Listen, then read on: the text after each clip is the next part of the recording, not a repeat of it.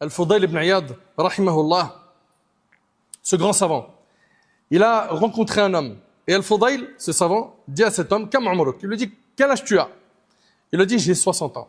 Al-Fudayl lui a dit, ça fait 60 ans que tu es en train de te diriger vers Allah, tu es bientôt arrivé. L'homme, en entendant cela, il a dit, Inna lillahi wa inna ilayhi raji'un, c'est-à-dire nous appartenons à Allah et c'est envers lui que nous retournerons. Al-Fudayl lui a dit, oh mon frère, est-ce que tu connais le sens de ce que tu viens de prononcer? Il lui a dit oui.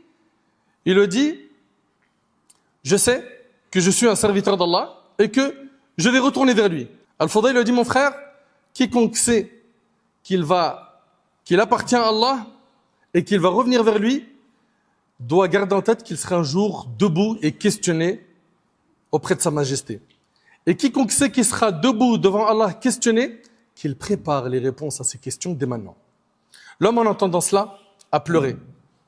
Et il a dit à Al-Fudayl, et qu'est-ce que je dois faire aujourd'hui? Il lui a dit, c'est facile.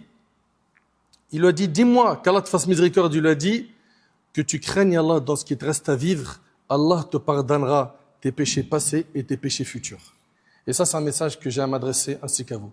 Craignons Allah subhanahu wa ta'ala sur ce qui nous reste à vivre. Afin qu'Allah nous pardonne nos péchés passés et nos péchés futurs, Allah tabarak wa ta'ala nous dit, mentionne le jour où nous mettrons les montagnes en mouvement et où on verra la terre totalement aplanie. Nous rassemblerons les hommes sans en omettre aucun. Aucun homme sera oublié pour le jour du jugement.